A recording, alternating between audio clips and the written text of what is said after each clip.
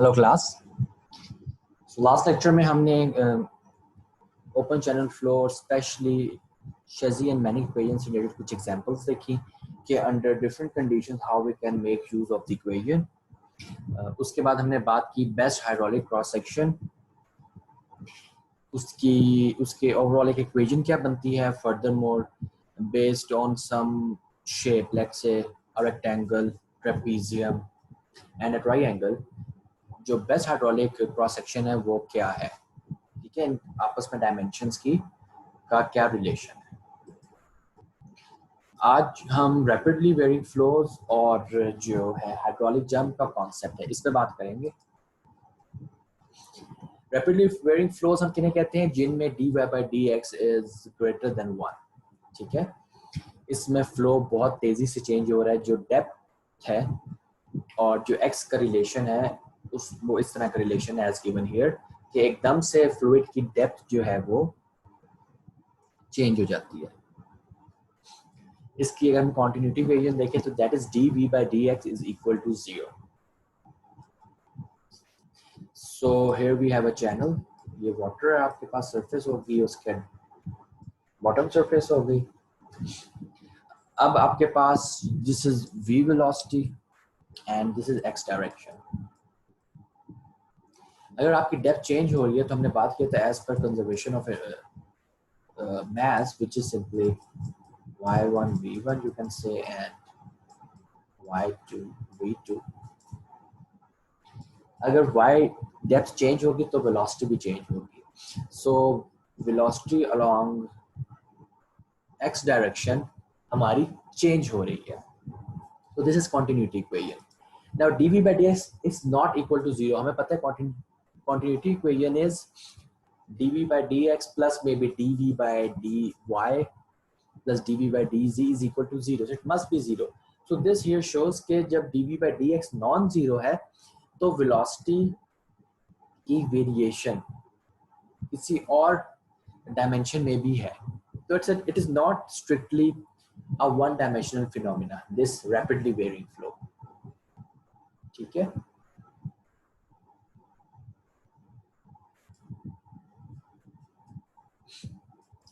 This might happen if bottom slope is not constant. आपकी जो slope है वो नॉन जीरो हो लेकिन वो कांस्टेंट ना हो। Channel shape and area varies, ठीक है, उसकी वजह से आपकी भी जो डेप्थ है वो एकदम से चेंज हो सकती है कि जो चैनल का क्रॉस सेक्शनल एरिया है या उसकी जो शेप है क्रॉस सेक्शन की वो चेंज हो रही हो। There is some obstruction across portion of a channel, ठीक है, नीचे एकदम से कोई बहुत बड़ा पत्थर हो, लेट्स से ट्रक टूटा हुआ है, लॉग टूटा हुआ है, वो बॉटम सरफेस पे पड़ा हुआ है, इस तरह की कोई भी ऑब्स्ट्रक्शन हो उसकी वजह से we can experience this rapidly varying flow।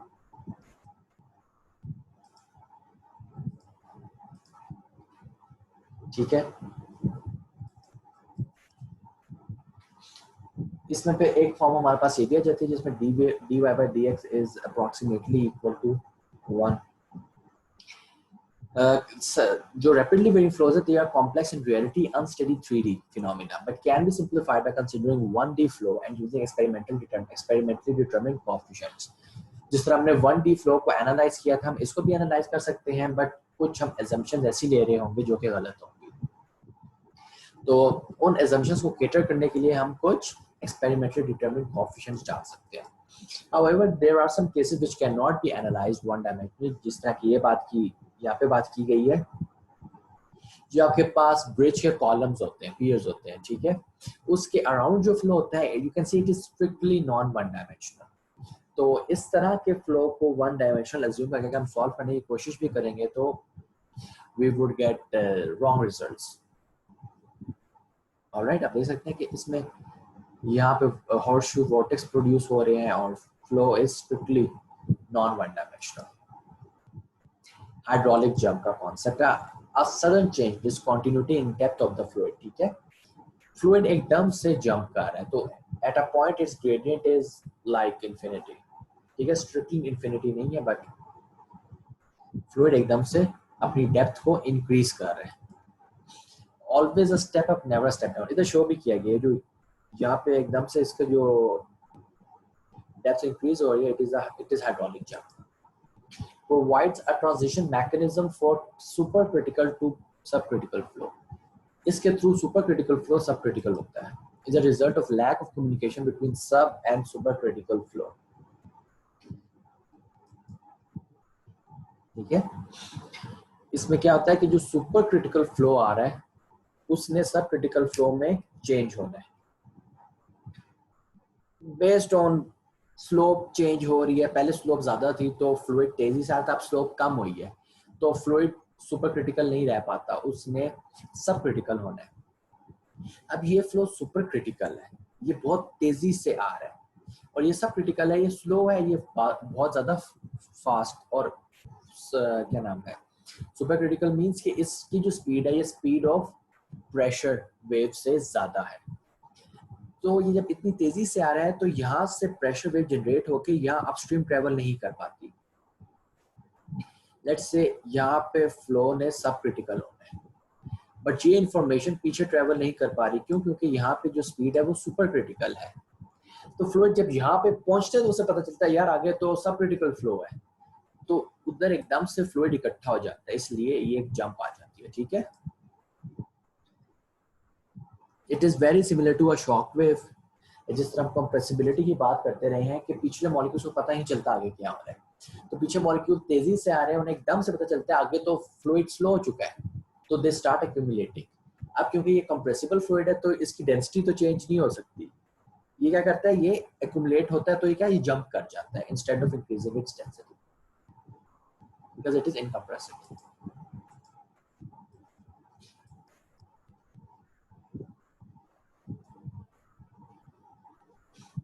Sorry, maths इसकी थोड़ी देख लेते हैं। ये हमारे पास एक चैनल है जिसमें हाइड्रोलिक जंप हो रही है।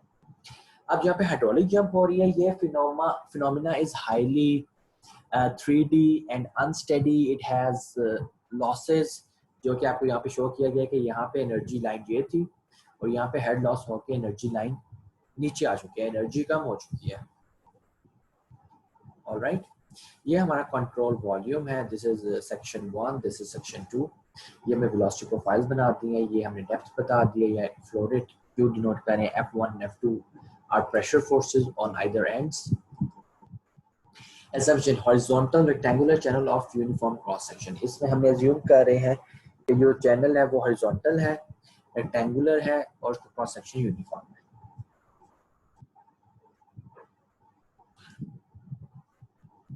Although the flow within the jump itself is extremely complex, हम क्या assume कर लेते हैं कि जो सेक्शन 1 और सेक्शन 2 हम इतना sufficiently हाइड्रोलिक जंप से दूर इन्हें रख रहे हैं कि यहाँ पे uniform, steady and one dimensional flow. ठीक है, सेक्शन 1 और सेक्शन 2 पे, दो के inside flow is not acting at all uniformly और स्टेडीली और in one dimension, but at section 1 and 2 हम ये कंडीशंस फुलफिल कर रहे हैं। Also, we neglect any wall shear stresses within the relatively short segment between the two sections. ठीक है, जो हाइड्रोलिक जंप जिस रीजन में हो रही है इसकी लेंथ बहुत ज्यादा नहीं है, जो आपको पता है shear stress को हम, shear stress itself की वैल्यू इन जनरल बहुत ज्यादा नहीं होती। ये अगर एरिया बहुत ज्यादा हो जिसपे shear stress ज्यादा लग रहा है तो वो एक रीजनेबल shear force में कन्वर्ट हो जाता है। तो क्योंकि लेंथ बहुत कम है तो हम shear stresses, wall shear stress को निगलेक्ट कर रहे हैं जीरो। फिर ये हेड लॉस क्यों है? अगर हमने वॉल shear stress को जीरो कर दिया, जिस तरह हमने बात की थी major and minor losses in internal flows, उसी तरह इसको भी आप कह सकते हैं this is kind of a major loss, जो कि वॉल shear stress की वजह से हमने मेजर लॉस को निगलेक्ट कर दिया है, बट जो माइनर लॉस जो कि टर्बुलेंस, अनस्टेडी इफेक्ट्स की वजह से है वो नॉन जीरो है और उसकी वजह से हेड लॉस हो रहा है।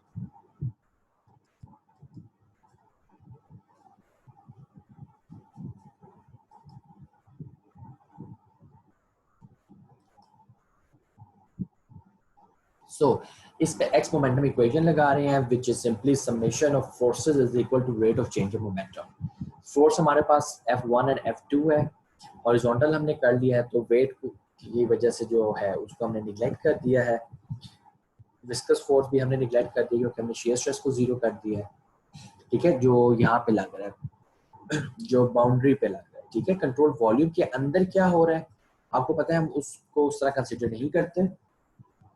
हम देखते हैं कंट्रोल वॉल्यूम के ऊपर फोर्सेस क्या लग रही हैं और rate of change of momentum को फिर हम देखते हैं inlet and exit of control volume.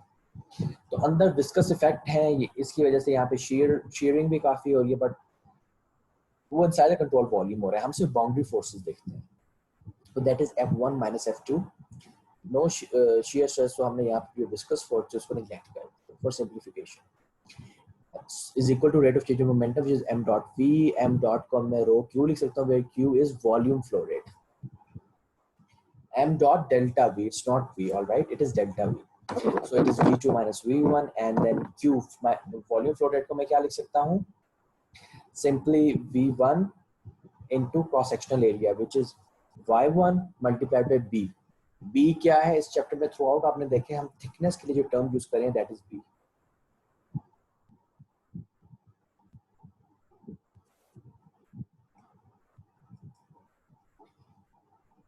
F1 and F2 क्या है, हमारे पास प्रेशर फोर्सेस है, ठीक है। रो जी एच, ठीक है। Pressure is rho g is gamma, h is y1 और multiplied by area which is y1 and b, so it is gamma y multiplied by yb। तो गैमा y स्क्वायर b हो गया, और ये 2 क्यों लिखा, क्योंकि हमें पता है यहाँ पे प्रेशर 0 है।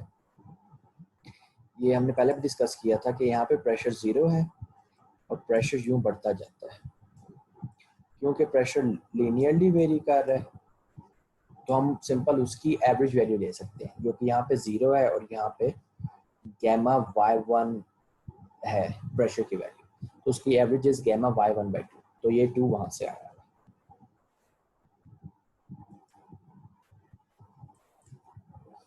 Putting in values we get this equation. सही, इसमें b को हमने b और जो है b ओनली, ठीक है, b को हमने हर जगह से कैंसिल आउट कर दिया है। यहाँ पे गैमा था, यहाँ पे रो है, तो रो भी कैंसिल आउट हो गया और गैमा सिर्फ g बच गया, उस g को हम यहाँ पे डिनोमिनेटर में ले आए। So we get this equation. Now we apply conservation of mass, which is simply y1 v1 is equal to y2 v2. All right. And finally conservation of energy horizontal है, तो हम जो potential energy उसको neglect कर रहे हैं। We have y1 plus v1 square by 2g is equal to y2 plus v2 square by 2g. Furthermore, we are having head loss here, so I have put plus hl as well. ये आपकी x momentum equation, this is your conservation of mass, this is your conservation of energy. All right.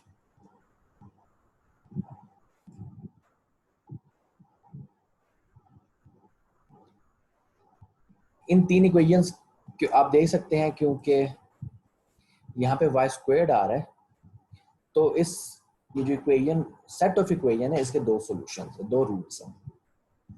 एक answer तो trivial answer हम किसे कहते हैं कि जितने भी हमने वेरिएबल्स फाइंड करने हैं y1 y2 एंड hl, ठीक है, इन सारों की वैल्यूज कह लें आप 0 हो रही है या इक्वल हो रही है, ठीक है। So we have y1 is equal to y2, v1 is equal to v2 and hl is equal to 0.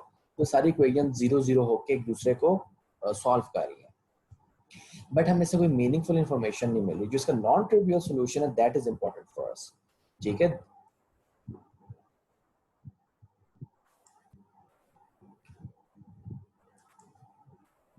उसको फाइंड करने के लिए हम सबसे पहले इस इक्वेशन में से v2 की वैल्यू निकाल रहे हैं, which is simply y1 by y2 multiplied by v1, और इसको हम पुट कर रहे हैं जो हमारे पास दूसरी इक्वेशन थी। ये हमारे पास कंजर्वेशन ऑफ मास है और ये हमारे पास एक्स मोमेंटम इक्वेशन है। v2 की वैल्यू हमने इसमें पुट कर दी, तो हमारे पास ये इक्वेशन आ गई। जो इस पार्ट को है इसको अगेन v1 कॉमन ले लूँ मैं, v1 स्क्वायर बन जाएगा, y1 by g बन जाएगा, ये y1 माइनस y2 माइनस 1 रह जाएगा, y2 इधर ले आऊँ, सिंपल उसका एलसीएम ले लें अगर हम, तो वो y2 भी बाहर आ गया और y1 माइनस y2 रह गया। This is a square minus b square, तो a plus b a minus b अगर हम करें तो ये कैंसिल आउट हो जाएंगे और हमारे पास फाइनली ये इक्वेशन रह जाएगी। This is this looks familiar, v1 squared by gy2, इसको बिल्कुल उस सिचुएशन में लाने के लिए जिसमें हम चाहते हैं we multiply both side by 2 y2 by y1, तो हमारे पास ये इक्वेशन आ गई। इस साइड को भी हमने किया है और इस साइड को भी हमने इससे मल्टीप्लाई किया है, बोथ साइड्स को।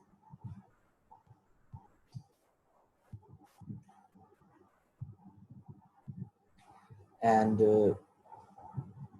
इस इक्वेशन को हम इस तरह लिख सकते हैं v1 squared by 2g v1 squared by gy1, this is Froude number squared 1 over Froude number squared, और v by under root gy, sorry it's Froude number squared, इसको मैं साइड पे ले आऊंगा तो ये -2 Froude number squared आ जाएगा is equal to 0। Basic algebraic manipulation है, मैं इसमें टाइम स्पेंड नहीं करूंगा, I hope you get it. It is important to note it is not just any Froude number, it is upstream Froude number. What is upstream, what is downstream? I don't know, हमारी पहले इस पे बात हुई है कि नहीं। कोई भी एक पॉइंट है, लेट्स से ये हमारे पास वाटर बॉडी है, बल्कि हुई थी हमारी बात जब हम हाइड्रोलिक कम्युनिकेशन की बात कर रहे थे। इस पॉइंट से अगर हम यूं फ्लो कर रहे हैं फ्लूइड, इस पॉइंट से जो ये वाला रीजन है, इससे पहले वाला रीजन है, उसको हम अपस्ट्रीम कहते हैं, और जो इससे बाद वाला रीजन है डाउनस्ट्रीम। मतलब अगर फ्लूइड आए, वो जिस जगह से पहले गुजरे दैट इज अपस्ट्रीम, और जिससे बाद में गुजरे that is downstream, simply put. So this is y1 upstream Froude number. This is before the hydraulic jump. Upstream का हमेशा मतलब ये नहीं होगा कि before the hydraulic jump. Upstream simply means कि फ्लूइड वहां से पहले गुजरा है, और डाउनस्ट्रीम डाउन द स्ट्रीम, ठीक है, जो भी स्ट्रीम है, बह रही है नदी, उसके बाद में, उसके डाउन में जो भी पार्ट है।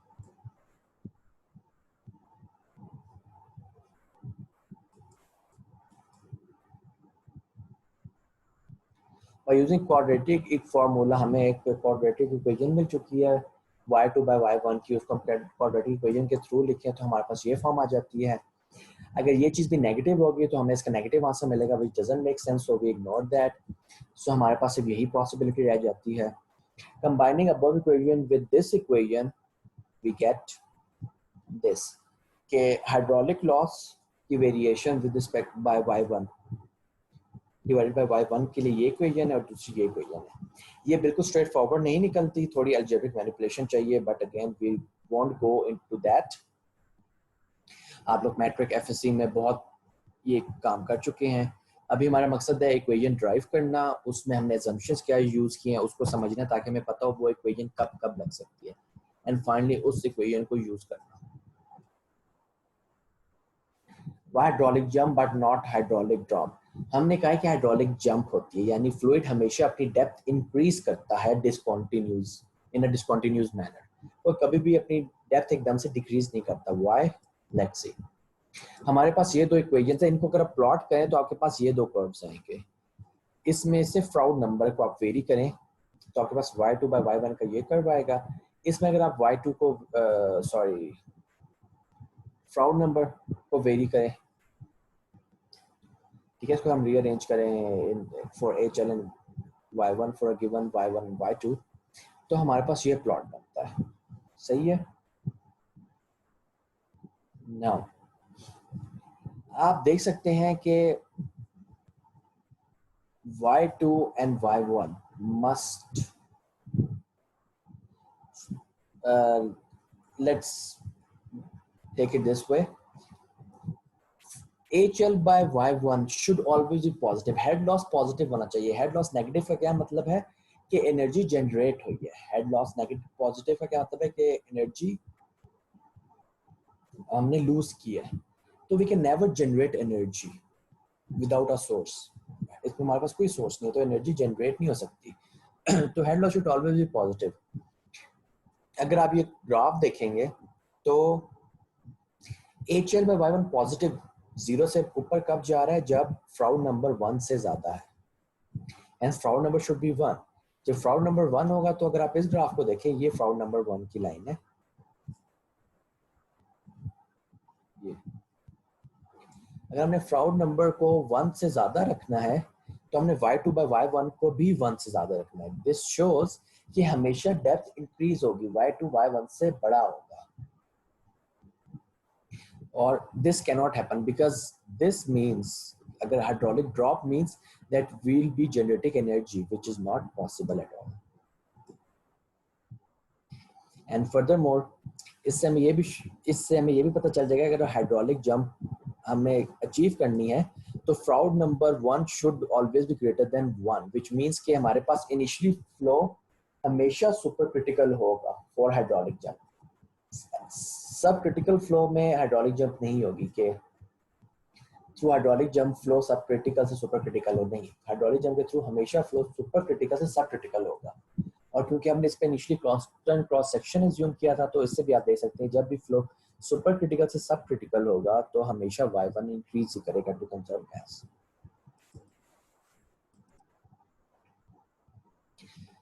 That's all for today. हमारे पास अब ये एक एग्जांपल है which is pretty simple, so that's not all for today actually. ये एग्जांपल भी कर लेते हैं, काफी स्ट्रेट फॉरवर्ड एग्जांपल है, nothing fancy about it.